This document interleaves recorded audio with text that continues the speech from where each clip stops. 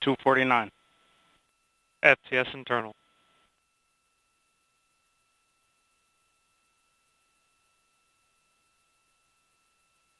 238.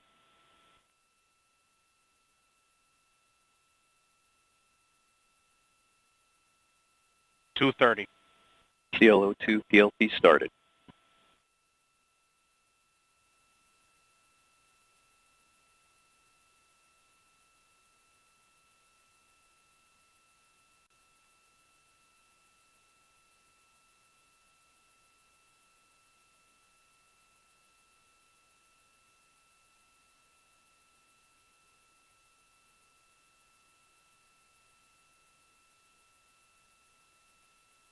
$159. Vehicle internal. T-minus 2 155. minutes. The launch vehicle, payload, ground systems, and eastern range are go for launch.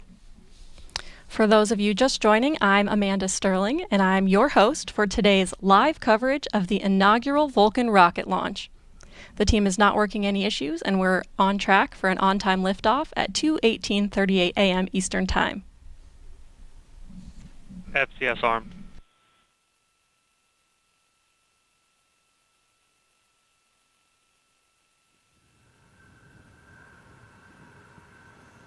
$120. FCS count started.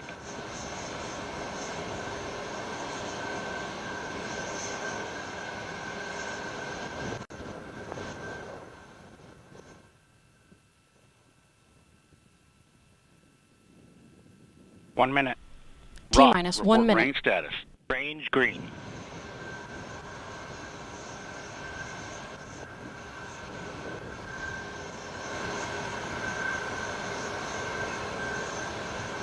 $45.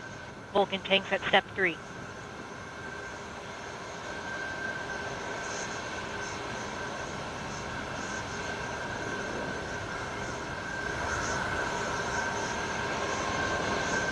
$30. BE4 start box, go.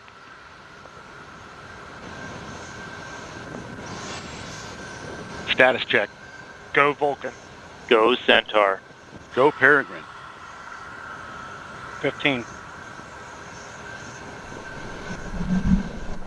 10. T-minus 10, 9, 8, 7, 6, 5, 4, 3.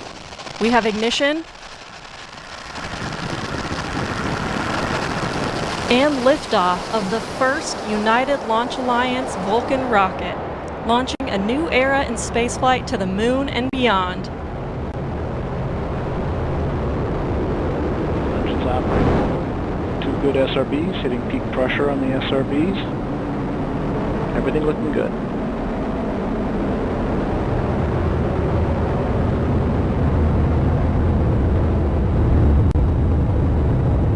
And we've got pitching yaw programs in, coming into normal rates for that event. We have good hydraulic pressure on both engines. Good chamber pressure on both engines, everything looking good.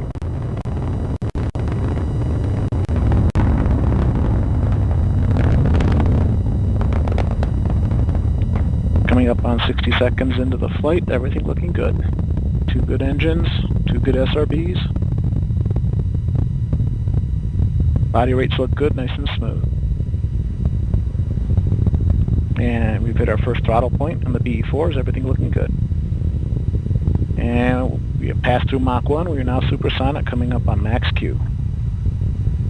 We've had max dynamic pressure, everything looking good, we're rolling off on the SRBs. And we have cutoff on the SRBs, coming up on jettison in approximately 30 seconds.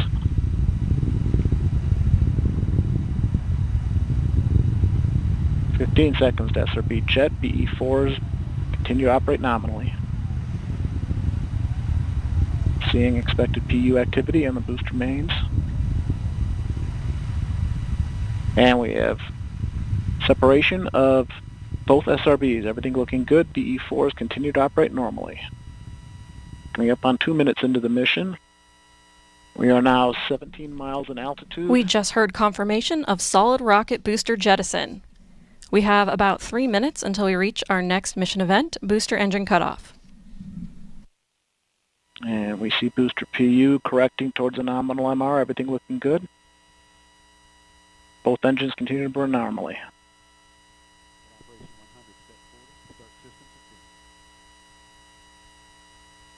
And we now weigh approximately half of our liftoff weight. Everything looking good. And we fired the pyro valve, activating the reaction control system. On the upper stage, pressures are rising. As expected, PE4 continues to operate normally.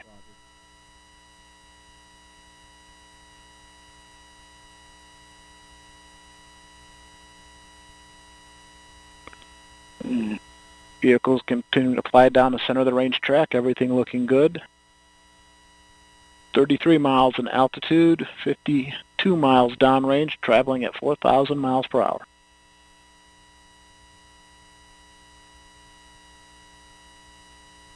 Continue to see excellent performance out of the BE4s.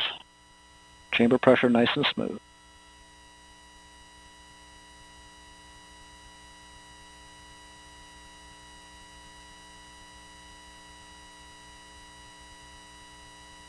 Vehicle steadily accelerating, a little over 2 Gs at this time. Good body rates. Nice and smooth operation of the booster. 47 miles in altitude, 95 miles downrange at 5,500 miles per hour. Engines continue to burn normally, everything looking good.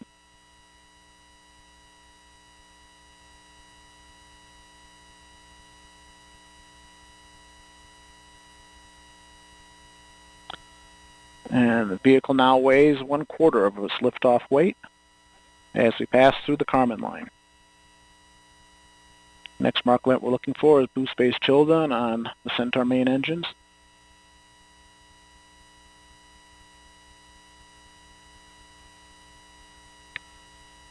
Booster mains continue to operate normally.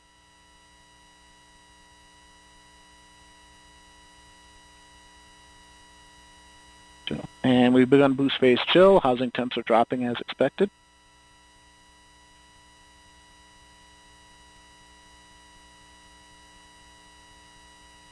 Coming up to the end of the boost phase, approximately 10 seconds to BECO. Throttle down in preparation for BECO. We've completed boost phase chill down. And we have cutoff. Coming up on Vulcan Centaur separation. We have Vulcan Centaur separation. Everything looking good. Coming up on the Centaur phase.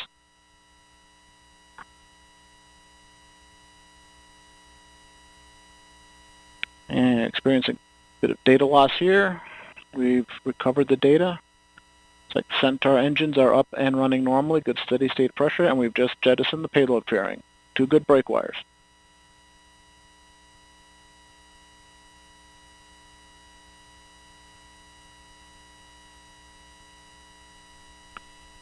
And good steady state operating levels on the Centaur mains. 2 good engines. Gone to open loop control on Centaur PU. This is Vulcan Mission Control at T plus 5 minutes 57 seconds. We just heard flight commentator Rob Gannon confirm the successful completion of the early phase of today's flight, and all systems continue to operate nominally. Our next event, main engine cutoff, will occur in about 10 minutes. While we wait, I'm joined by Amanda Pichetti, ULA Director of Vehicle Upgrades. Amanda, thank you so much for joining us, and I know it's still early, but congratulations. Thank you. You as well. This is amazing. How did it feel to watch the Vulcan rocket lift off for the first time? Oh, just absolutely amazing. I didn't expect it to be the way it was. It just, my heart is still pounding. It was excellent, and just I'm so proud of all the work that the team did to get where we are today. Absolutely, and developing a new rocket is an enormous endeavor of which you were a huge part. Again, we're still early, but how do you imagine the whole Vulcan team is feeling right now? I feel like they have to be the same way, you know, smile ear to ear. I know the team is at all our sites, friends and family. They've been supporting us for many years to get to where we are, so I'm sure they are jumping up and down just like me. It's been amazing. How is the Vulcan rocket going to change the industry? Yeah, that's a great question. So Vulcan is very much based on our heritage rockets, the Delta IV and Atlas V vehicles, but we've brought in a lot of new innovation and capabilities that are going to allow us to even better support our warfighters, exploration, as well as connecting the world. And the great thing about Vulcan is it's highly versatile, meaning we can use that vehicle to do anything we want, allows for affordability for anybody who needs access to space. Absolutely. And so this is the first certification flight. What are the next steps for Vulcan after this? Yeah, so with the first flight, we are well under the way from a certification perspective. We do have a second flight that we'll need to do here later this year. Once that completed, we'll have about 2 months or so of post-flight data testing, and then at that point we will be certified by the U.S. Space Force, and we will be ready to fly all of their important payloads for them. Awesome. Well, again, thank you so much for joining us, and we'll let you get back and watch the next mission Excellent. events. Congratulations again. Thanks, you too.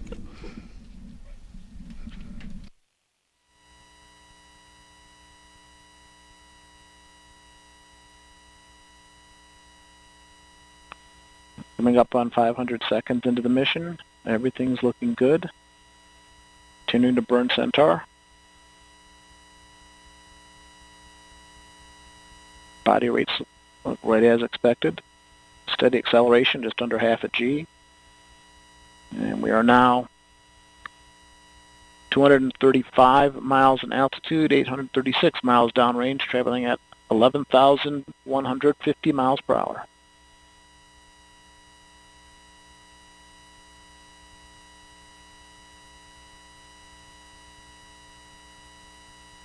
Continue to see nominal performance from Centaur.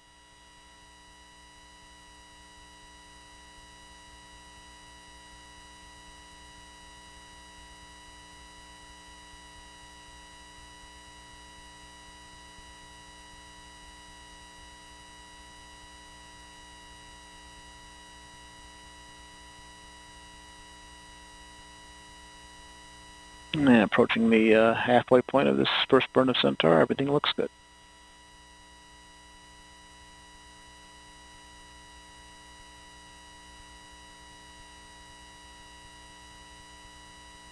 We're now 1,000 miles downrange, traveling at 11,500 miles per hour.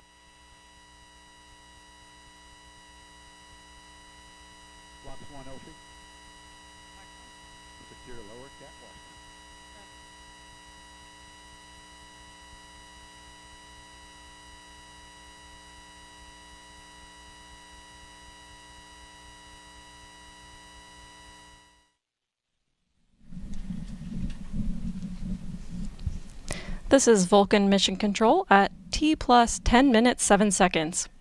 Our next event, main engine cutoff, will occur in about 5 minutes. While we wait, I'm joined by Eric Monda, part of ULA's mission design team. Eric, thanks for joining us. Hi, Amanda. Thank you for having me. Of course. So we're still pretty early in this flight today, but can you tell us how the data's looking so far? Yeah, absolutely. So I just want to say that it was so exciting. I ran outside so I could watch this thing lift off, and that was so cool after so many years of development to watch this thing fly. That was fantastic. Absolutely, I bet. Yeah.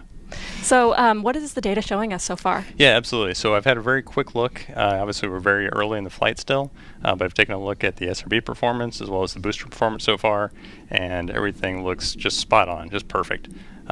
Fortunately, we've had a lot of these systems on Atlas and Delta for a long time, and so we've had a lot of flight data to anchor our models, and everything is lining up just like we would expect. Awesome. Yeah. So a lot of the audience has seen us switch from this live view of the launch from our rocket cam to this animated representation of the vehicle in space.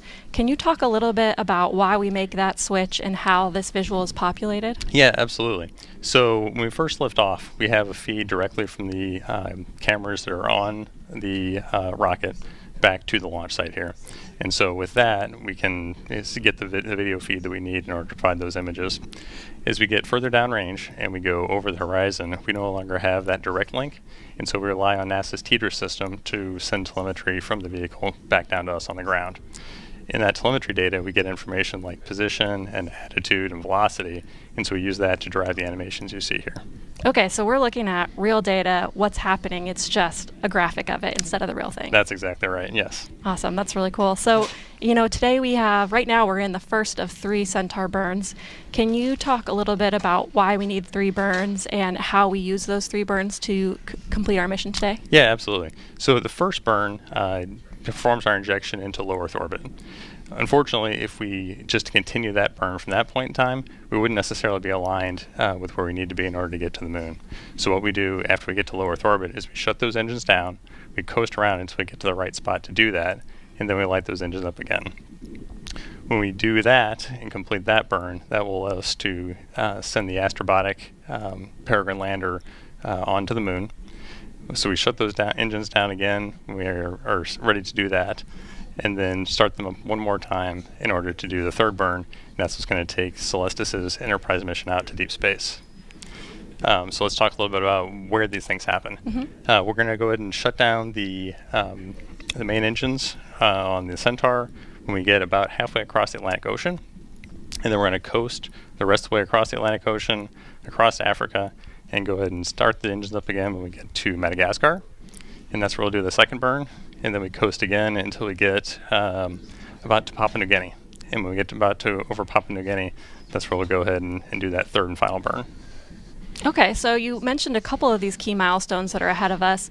What can everyone expect to see as far as the timeline of these mission events as they continue watching today? Yeah, absolutely. So looking at the clock right now, looks like we've got about 2 minutes, a little over 2 minutes left here in the first burn of the upper stage. We're going to coast for about 30 minutes after that as we do that coast across the Atlantic Ocean and across Africa.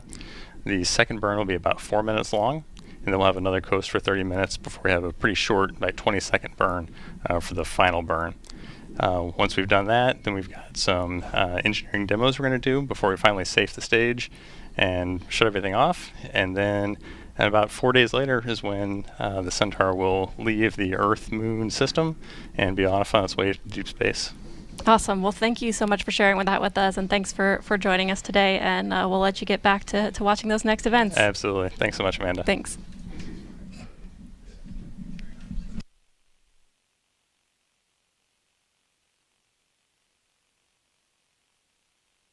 PU system is steadily making the correction down to a nominal MR.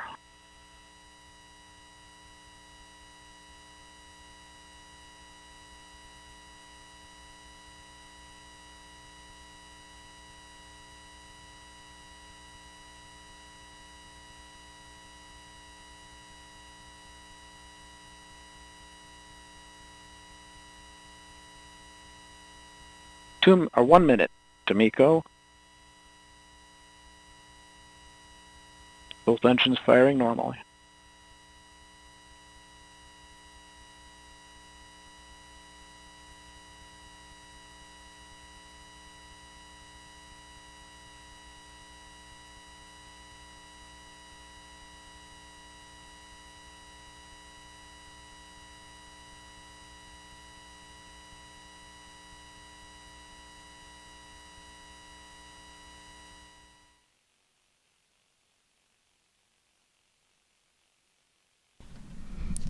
This is Vulcan Mission Control at T plus 15 minutes 30 seconds. We are approaching the first main engine cutoff. Let's listen in. Coming up on MECO 1.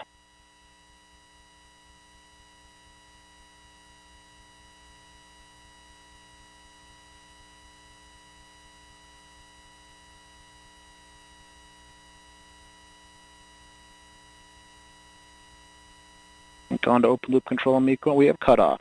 Both engines show normal shutdown signatures. We have settling established, 85% duty cycle. We are now in a 27-minute, 51-second coast duration to second burn of Centaur. This is Vulcan Mission Control at T plus 16 minutes 20 seconds. We just heard flight commentator Rob Gannon confirm successful cutoff of the first main engine, and all systems continue to operate nominally. Our next event, Main Engine Start 2, will occur in about 27 minutes. At this time, we'll pass the broadcast back to the NASA team to continue with mission coverage through the coast phase. We'll join you back in as we approach the separation of the Peregrine spacecraft. Over to you, Megan. Thank you, Amanda. Congratulations to you and the ULA team so far. If you're just joining us, welcome to the Space Coast of Florida, where we just witnessed the first launch of NASA's CLIPS initiative. It was a magnificent sight, leaves me speechless, apparently.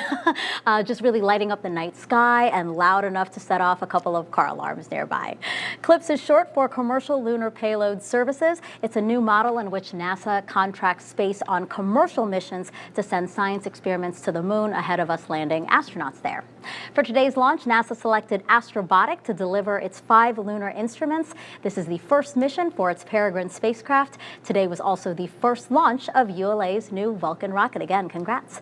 It lifted off from Cape Canaveral Space Force Station's Launch Pad 41. Our broadcast here on NASA TV will continue through Peregrine acquisition of signal, which is expected to happen at the earliest around 3:17 a.m. Eastern Time. With me now is Sandra Connolly. She's the Deputy Associate Administrator of NASA's Science Mission Directorate. Good morning and thanks for being here, Sandra. Good morning. It's a thrill to be here. Yeah, what did you think of the launch? It was amazing. Yet another beautiful ULA launch. Totally spectacular, and it's super exciting to know that now our Peregrine 1 lander is on its way to the moon, and in about 2.5 weeks it's going to go into orbit. And a few weeks later from that, in mid to late February, we're going to actually see it land. And that will be the first, well, actually it'll be one of the early landings on the moon since Apollo, over 50 years, which is pretty amazing when you think about it. U.S. landings on the moon. Yeah, it is. And the CLIPS is new as well. So talk to us a little bit about this program. We're using commercial companies to send science instruments to the moon for us. Why is that? Yeah, I'm really excited about this program. It is a game-changing program for us. It really is leveraging industry in new ways. As you've probably seen, I mean, the whole aerospace industry has evolved over this last decade in amazing ways, and I think this is just yet one more step in doing so. So our commercial partners are actually delivering a service. They're delivering our payloads and other organizational payloads, whether it's other companies, whether it's international partners. Basically, anybody who wants to procure the service can deliver a payload to the moon using the CLIPS program. And so there are 20 payloads flying on the Peregrine spacecraft right now. 5 of those are NASA's. Can you tell me a little bit about what they'll be studying once they get to the moon? Yeah, so again, amazing service. So our payloads are going to be studying things, including understanding, studying water, studying the volatiles or the resources on the moon, studying the atmosphere, and also the radiation environment to help inform us for the future when we have humans back on the moon. Sandra, thank you so much. I'm excited to see what we do with this initiative and this launch here today.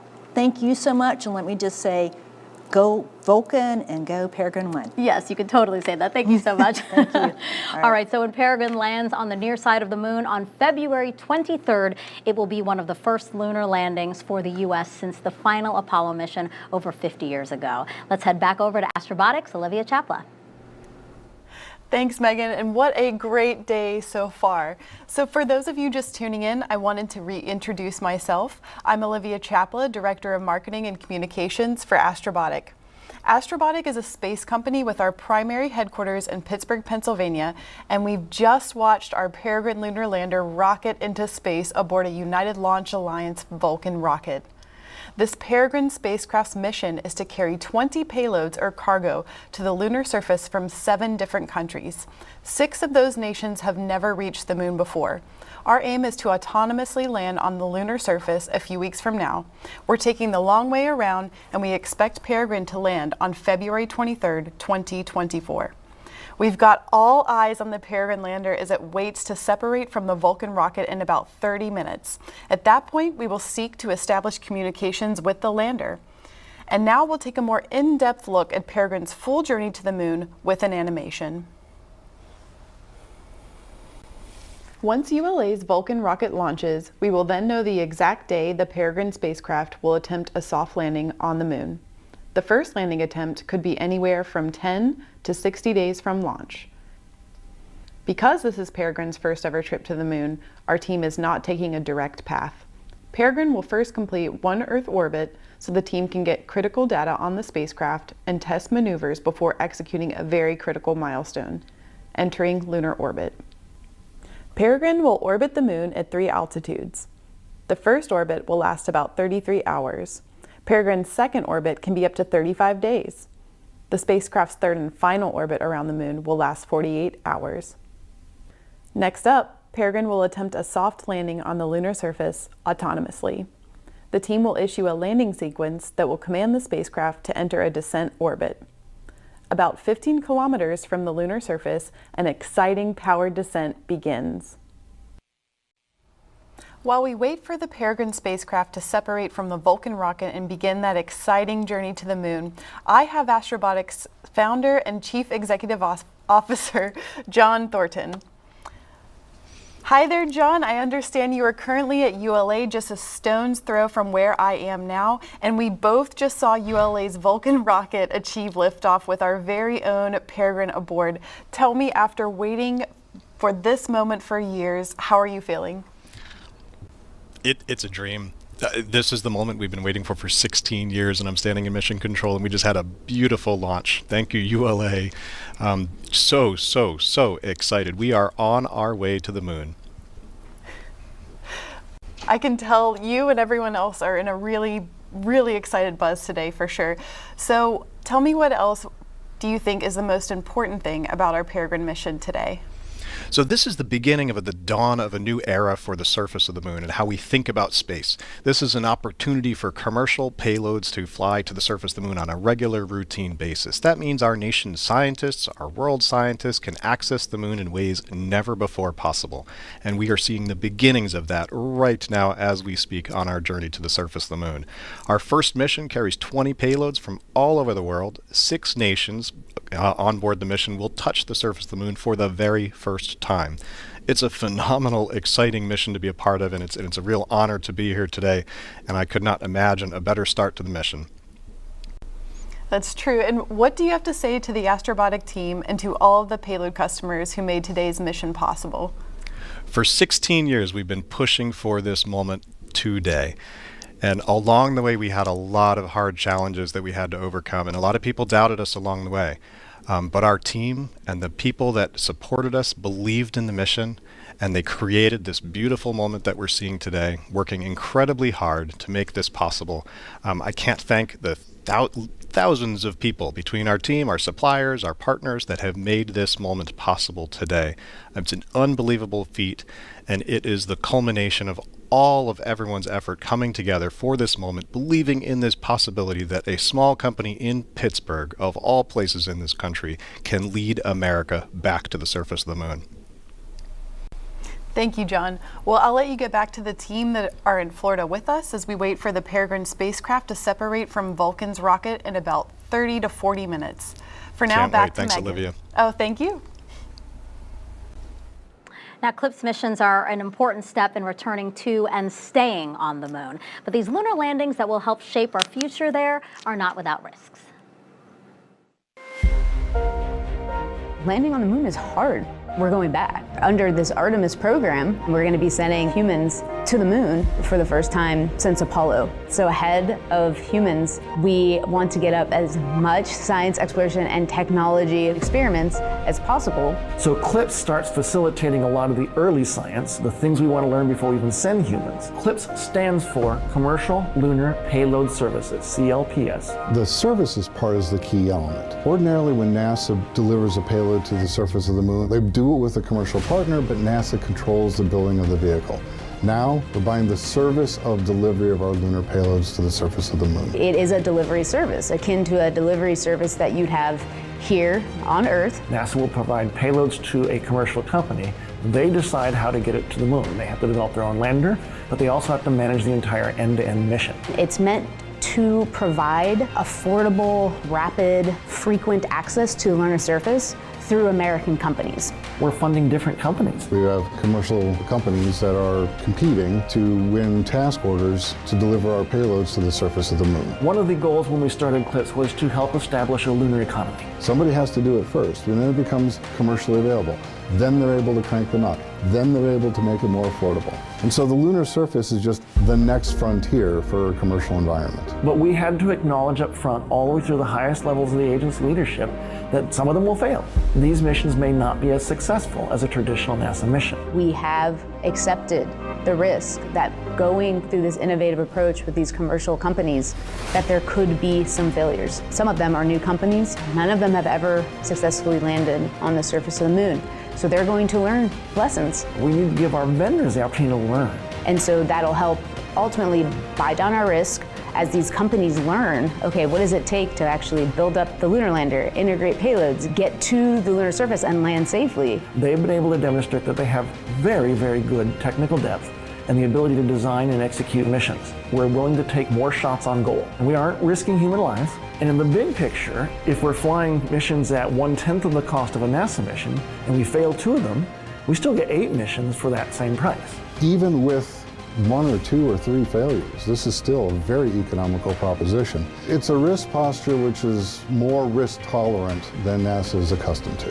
There's not a single one of these companies that's willing to bet their mission on a coin toss. Every one of them is doing what they can in order to have the most successful mission possible. But the important thing to realize is that risk tolerant does not mean risky. And the rewards are a long-term ability to get payloads to the moon inexpensively, frequently, and rapidly. We want science, so we can then put more of our resources on even more science, exploration, and technology payloads and get more of a return on investment when we get to the moon. CLIPS provides tremendous benefit across the scientific and economic communities. So there's a lot we'd like to learn about the moon to help human habitation and prepare us for missions to Mars and beyond. So the moon is the first step.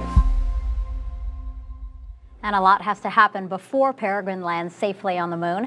Astrobotic's Olivia Chapla shows how they tested the spacecraft here on Earth and what the team will do during its journey in space. Peregrine has gone through quite a journey already and still has a long list of objectives to complete on its way to the moon. We've categorized these objectives into 5 stages, beginning with engineering it here on Earth. First, we built and tested a bolt-for-bolt engineering model of Peregrine. Based on our findings, we constructed the final spacecraft to send to the moon. Each iteration of Peregrine went through rigorous testing to ensure it will survive the harsh conditions of launch and space environments. Phase 2 objectives will begin when the spacecraft separates from the rocket. Once separated, Peregrine will power on and establish communications with Earth. At this stage, we'll receive telemetry informing us of the spacecraft's position, orientation, and general operational health. One of the first commands we send to the spacecraft will initiate thrusters to point Peregrine's solar panels at the sun to charge its battery. We are planning for all of these objectives to be completed today. Next, and off-camera, our Phase 3 objectives begin. These objectives include trajectory adjustment maneuvers in space before lunar orbit insertion. After lunar insertion, Peregrine will complete 3 orbits around the moon. Then, the last phase of the mission begins, lunar landing and operations. And for a closer look at landing, I'm joined now by Mike Hennessy, Educational Director of the Moonshot Museum in Pittsburgh. Good morning to you. Good morning. It's spectacular to be here today. Absolutely. We saw a launch, right? Yeah, and it was awesome. Yeah, absolutely. So talk to me about Peregrine and the spacecraft we have you on, because you know a lot about Peregrine and this mission. Why is that? Well, every day I've had a front row seat at Peregrine under construction. I work at the Moonshot Museum, and we share a wall of windows with Astrobotic. And better yet, I've seen kids with their faces pressed against the glass, knowing they're going to grow up to become that next generation of makers that take us to the moon. That's fantastic. And you also brought us some props here. So these are different parts, different materials that make up the multi-layer insulation. That's what goes around the spacecraft, right? Right. That's the thermal protective space blanket for the craft. And we have a number of different materials here. This is Astro Quartz. It's a woven ceramic fiber, very heat resistant. We've got aluminum, which is great for reflecting solar heat. And this is also aluminum. Glitters a little more like gold, but yes.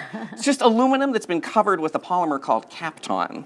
And you can see it actually on our model here. We have of the Peregrine lander.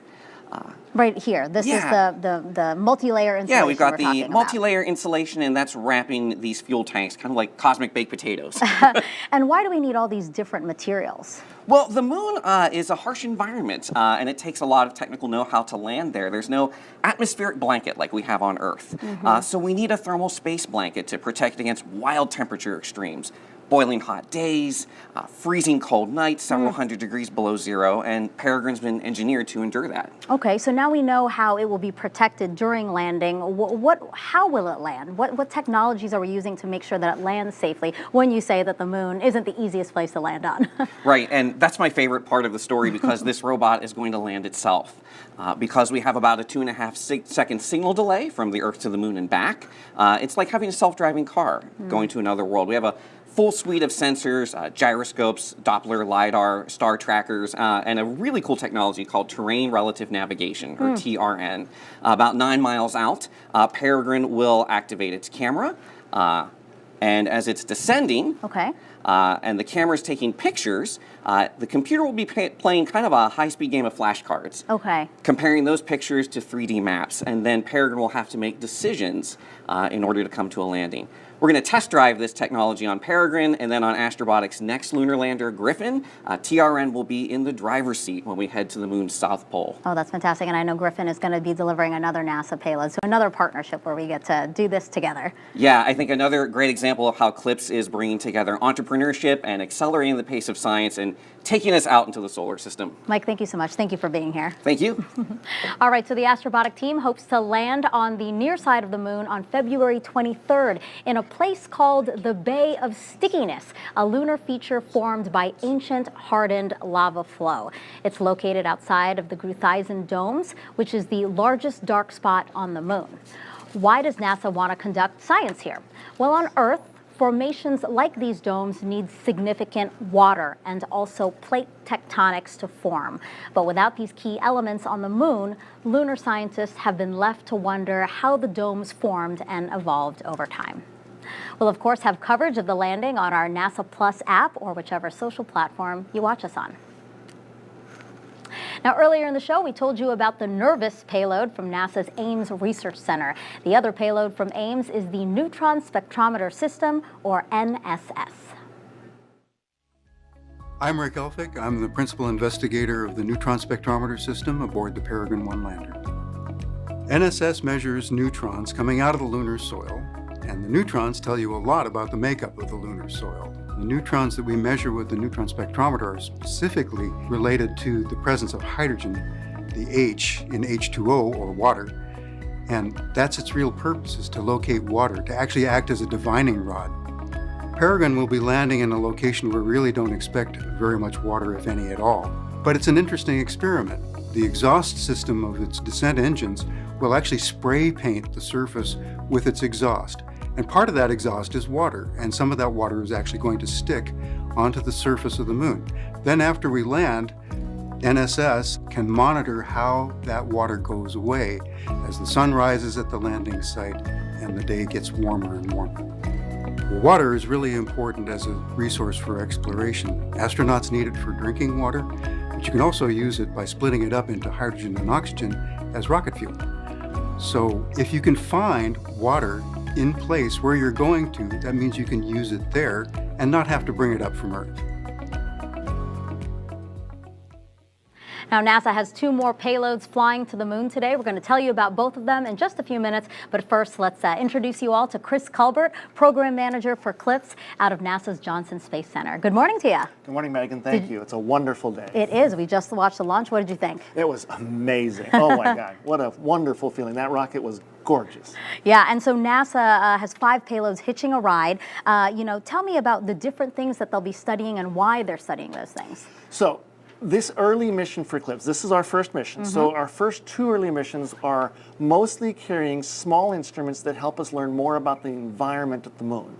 As we get further into CLIPS in future missions, we'll raise the complexity and start studying more complex, more difficult questions. But at the beginning, we're mostly trying to characterize what the moon is like, what the radiation does, what kind of environment we can find there. It doesn't have an atmosphere, but there's particles and dust and other things. We're trying to get more information about that so that we can help guide future human missions more effectively. And how soon could we see data from some of those instruments so that we can start creating that fuller picture? We'll start getting data back within hours of landing on the moon. Wow. Now, the scientists will need some time to analyze that information and turn it into the kind of information that helps guide future missions. But we should be getting data back from the moon within a few hours of landing, and we'll all three for as long as 14 days on the moon. We'll be gathering that data. But the scientists will then take that information offline and analyze it for a while. So basically these missions, these instruments that we're sending, they're scouting the moon for us. Yes. Yeah, they're telling us what the moon is like, helping us understand what we need to know so that we can take humans there safely. It also allows us to better design future instruments and other experiments that will pinpoint the kinds of things we need to know about the moon to be able to work and live there. Chris, thank you so much. Thank you for being here. You're welcome. Okay, so we're now less than a few minutes away until the Peregrine spacecraft separates from Vulcan's Centaur upper stage. We're going to go back to ULA for that milestone, but before that, another quick status update on Peregrine from Olivia. Thanks, Megan. And now I'm checking in on Astrobotic's mission control team. In about 20 to 30 minutes, they're expecting Peregrine to power on and then try to communicate with them on the ground.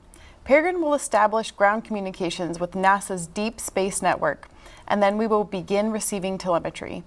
As we wait for those milestones, here's an in-depth look at the inner workings of the Peregrine lunar lander. And now we'll take a look at the Peregrine spacecraft. You'll notice that we've removed the MLI or multi-layer insulation so we can better see the inside of the spacecraft. Throughout Peregrine's journey, they'll keep an eye on the spacecraft's temperatures, pressures, power levels, and communication system. Solar panels at the top of Peregrine charge its batteries to power the spacecraft. Moving down towards the center of the spacecraft are the payload decks. You'll notice the decks have a unique isogrid pattern that we've used as an inspiration for a lot of our graphic design for the mission. This structure pattern optimizes the sturdiness of the payload decks while also minimizing its weight. Affixed to these decks are all 20 payloads. 20 individual pieces of cargo from 7 different countries are aboard these 2 main decks. Peregrine has 12 attitude control system engines, called thrusters, that are used to orient the spacecraft. You can see 4 large propellant tanks filled with monomethyl hydrazine and multiple mixtures of oxygen-nitrogen, or MON, as oxidizer. Mounted to the bottom of the spacecraft are 5 main engines that will slow the craft down as it approaches the lunar surface.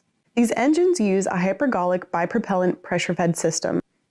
Believe it or not, Peregrine will use the majority of its fuel in the last 15 minutes of the mission as we attempt a soft landing on the lunar surface.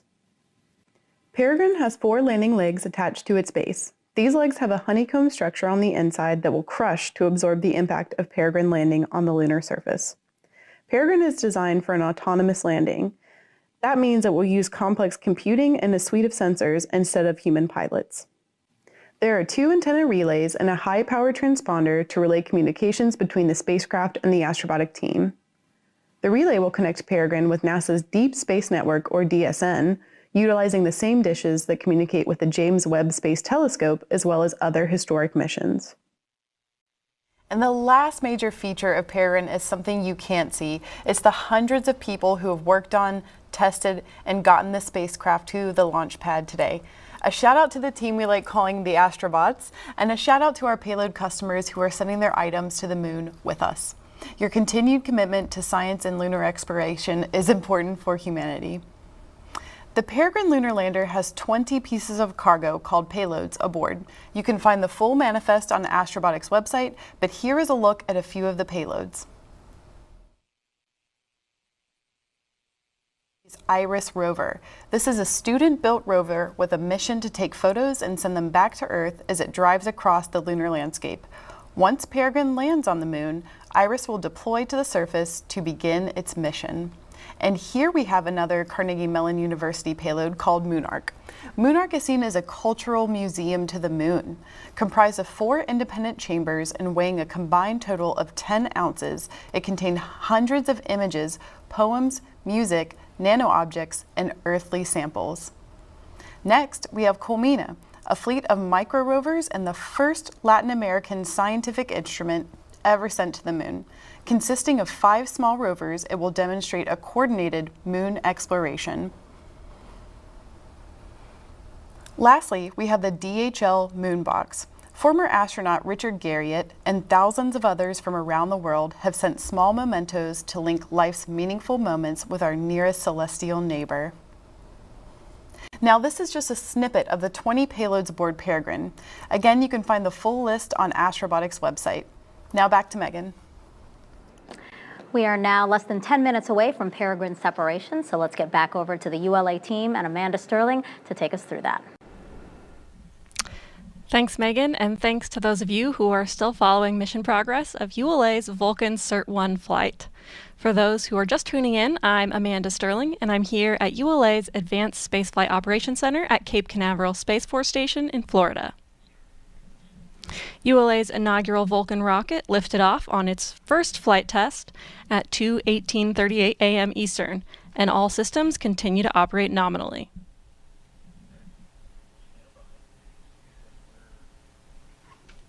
Minute 1 second burn.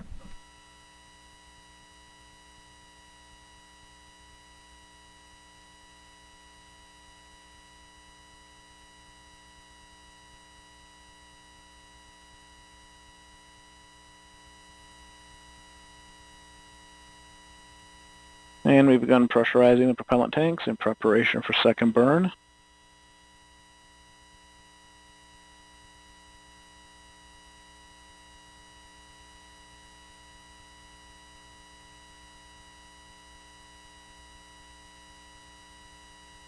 Coming up on LH2 pre-start.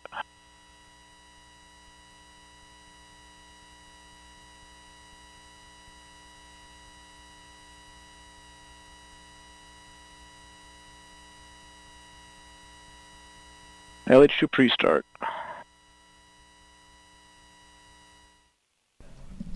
This is Vulcan Mission Control at T plus 43 minutes, 8 seconds. Coming up next is the second main engine start of ULA's Centaur upper stage. Let's listen in. Change to the start position, everything looking good.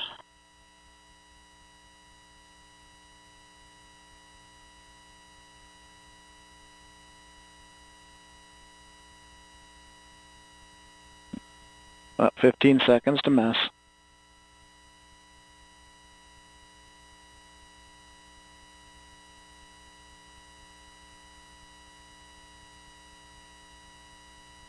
We have ignition, full thrust, 2 good engines, everything looking good.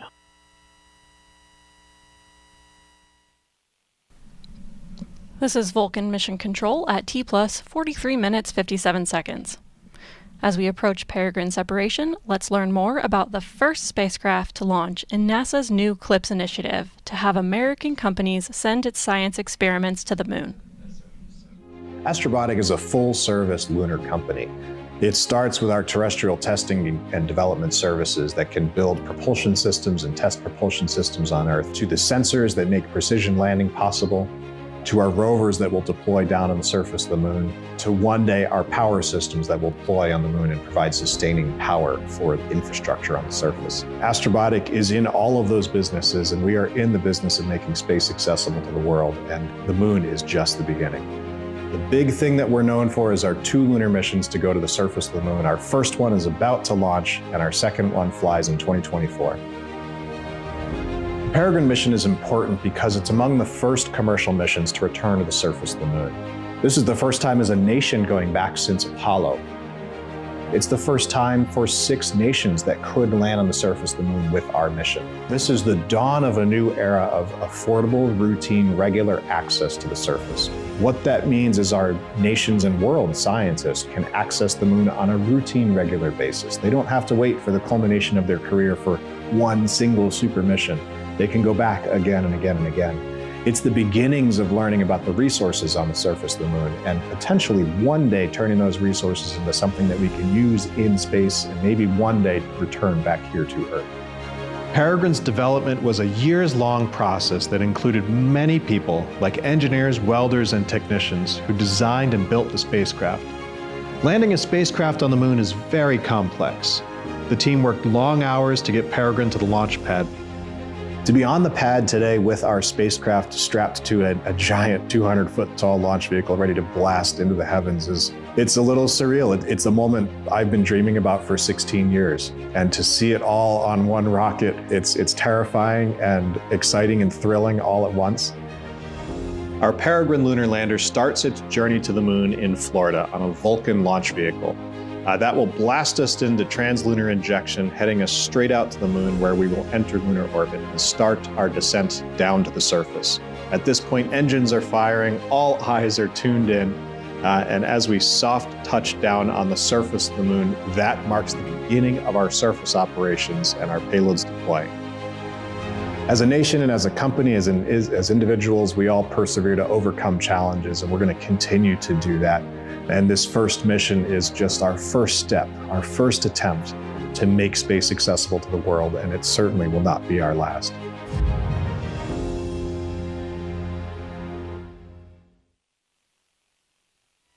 Pressures.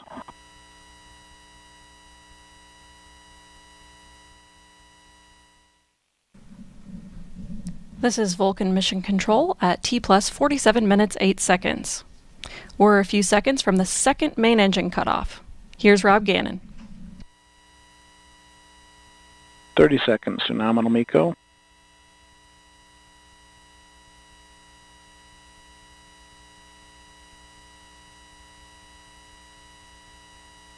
Seconds.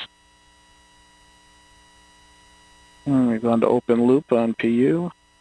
Coming up on cutoff. We have cutoff. Everything is looking good. And we are now in a 2-minute 49-second coast phase of spacecraft separation. We've got full settling going after MECO. And we're reorienting to spacecraft SEP attitude.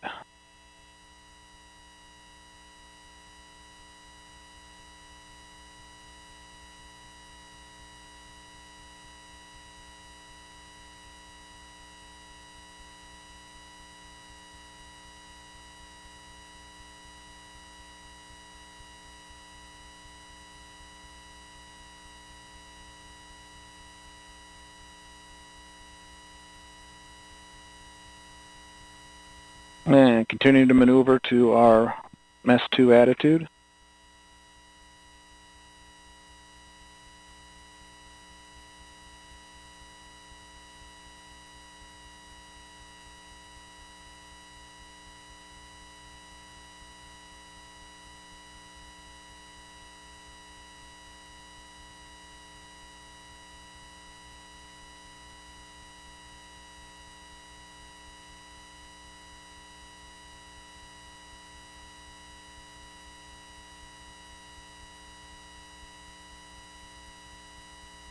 And we're inside a minute and a half to spacecraft separation. Body rates are nulling out.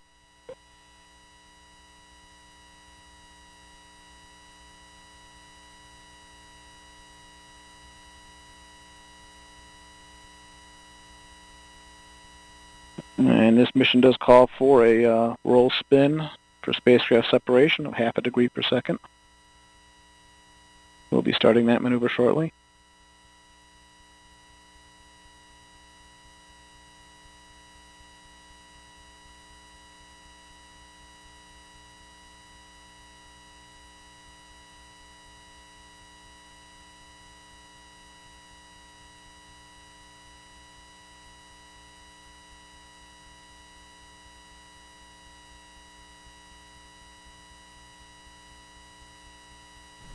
This is Vulcan Mission Control at T plus 50 minutes 10 seconds. Vulcan has executed all mission events expected, and we are now approaching delivery of the Astrobotic Peregrine commercial lunar lander into a highly elliptical orbit, more than 220,000 miles above Earth, to intercept the moon. Let's return to flight commentator Rob Gannon as we approach separation. We are spinning down.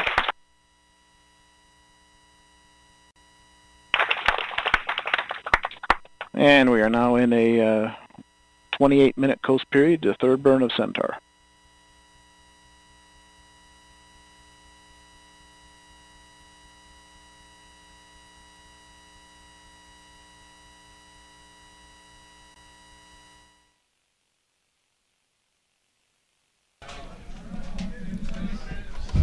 This is Vulcan Mission Control at T plus 51 minutes 6 seconds. We just heard confirmation of Peregrine spacecraft separation. I'm now back with ULA President and CEO Tori Bruno. Tori, our first Vulcan rocket just delivered its first payload to orbit. How are you feeling? Yeehaw! I am so thrilled. I can't tell you how much. Absolutely. And again, we're not completely done with the mission here today. Is there anything else that you want to share with the audience? I am so proud of this team. Oh my gosh, this has been years of hard work. So far, this has been an absolutely beautiful mission. Back to the moon and off to our next burn, where we will do our final payload deployment to that heliocentric orbit for the memorial. Our team has done such a good job. Bravo, Zulu to everyone. This is it's hard to describe. Yeah, absolutely. I feel that too. So again, thank you so much for joining us on our show. Congratulations, and we'll let you get back to finish the rest of the mission. Congratulations to you. Give me a hug. All right.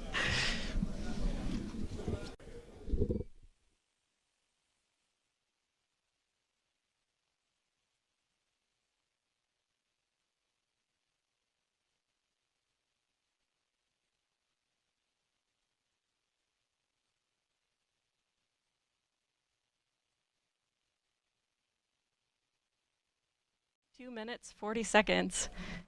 We're going to pass the broadcast back to the NASA team to continue mission coverage. We'll be joining back in as we approach the final engine burn. Over to you, Megan. Thank you, Amanda, and well done, ULA team.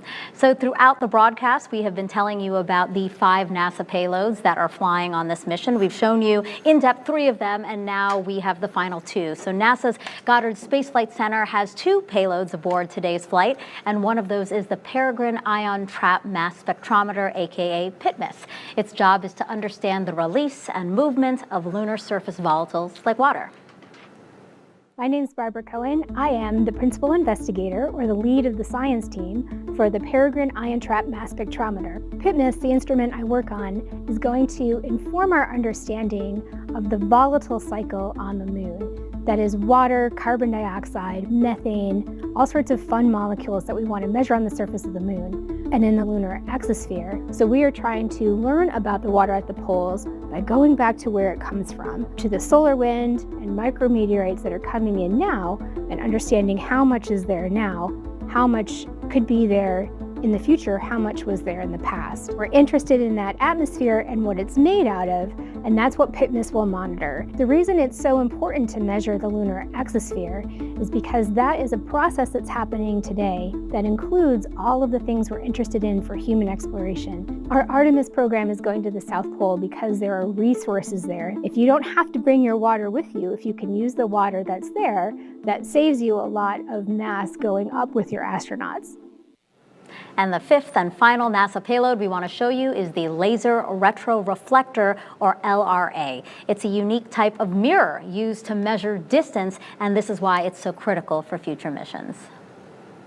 My name is Xiaolei Sang. I'm a LiDAR instrument scientist and also work on other laser instruments. The instrument is a laser retroreflector arrays. It's a small retroreflectors mounted on a shell, on aluminum shell, support shell. It retroreflects laser light back to where it came from.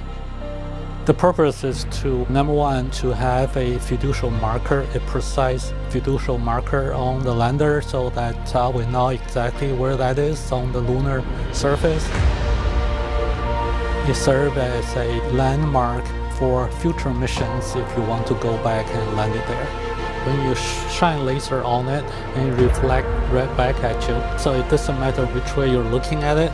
And so that will help us to range from orbit to the lander. Important for us to be there, and it's just helping us get there much faster. Andy, thank you so much, and congratulations again. Thank you very much. And that's going to do it for us here at Kennedy Space Center. Thank you for sharing in the excitement of NASA's first CLIPS launch. Now on its own, the Peregrine spacecraft will coast for an expected arrival at the moon on February 23rd. And coverage of that landing, one of the first U.S. landings on the moon in over 50 years, that will be broadcast on NASA TV and NASA Plus. For those of you watching on ULA platforms, the ULA version of the simulcast will continue in a few moments as they await another milestone in this inaugural Vulcan flight. Again, thank you so much for joining us. We leave you now with a final look at today's historic launch.